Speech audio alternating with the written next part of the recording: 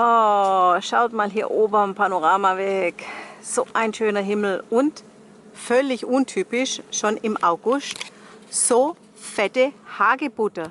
Ein Phänomen der Trockenheit. Ach gut, dass hier noch ein bisschen Rinnsal läuft. Besser wie nichts, auch wenn es schon allgemein ein bisschen trocken ist. Ah, hallo Christoph. Hallo Katrin, schon lange nicht gesehen. Sieht man dich mal wieder. Ja. Ah. Hast aber ganz schön zum Rennen, ha? Ja. Es ist so,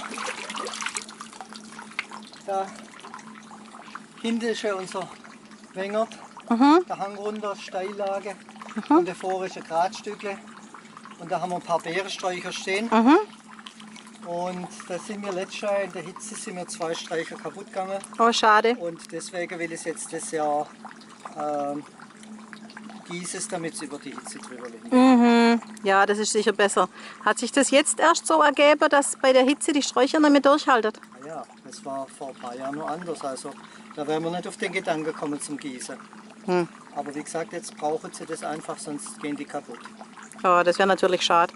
Und da hast du ganz schön zum Rennen mit einer Kanne. Schaffen wie ein Brunnenputzer. Schaffen wie ein Brunnenputzer, genau. Weißt du, wo das herkommt? Wie ein Brunnenputzer schaffen? Nein. Das ist eigentlich eine Anerkennung, wenn man sich das schafft, den Brunnenputzer. Weil ja früher die Brunnenputzer eine gefährliche Aufgabe hatten. Ne? Gerade so, also hier ist ja eine Quelle gefasst, aber wenn das ein Tiefbrunnen war und man muss den putzen, dann war das natürlich ein bisschen glitschig und dann war das auch nicht ganz ungefährlich, weil manche Quellen, zum Beispiel wenn sie Kohlensäure hatten, von unten hoch nicht genug Sauerstoff gehabt haben.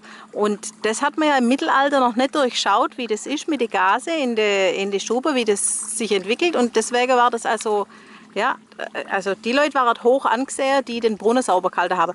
Natürlich auch, weil es wichtig war, sauberes Wasser zu haben. Und das war sowieso schwierig im Mittelalter. Ne? Ja, deswegen schaffen wir einen Brunnenputzer. Deswegen schaffen wir einen Brunnenputzer. Ja, gut, wenn sie Lob ist, dann Doch, doch. nehmen sie mal entgegen. Ja, lass dich anfeuern. Danke. Gut, bis dann. Tschüss.